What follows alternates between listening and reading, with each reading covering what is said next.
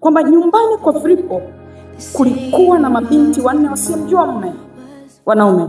Nao walikuwa ni miongoni mwa manabii. Lakini katika wale miongoni mwa manabii hawatajwi wote. Wanaongelewa kwa umoja. Walikuwa ngapi? 4. Lakini kwenye lile kundi la 4 hawakutabiri wote. Alitabiri mmoja. Yesu atukuzwe. Anaongelewa Agabo peke yake, ya kwamba yeye ndiye aliyetabiri.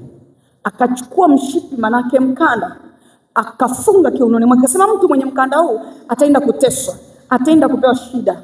Lakini na baba yake katikati ya wale waliokuwa wameitwa, tunamwona anaongelewa Stefano na Filipo. Haleluya. Bwana asifiwe. Wanaweza kuwa wako watu wengi, lakini wako ambao Jehova anayejua huyu ni mtumishi wangu, huyu ni mtu wangu, akisimama analitaja jina langu. Yehova atukuzwe.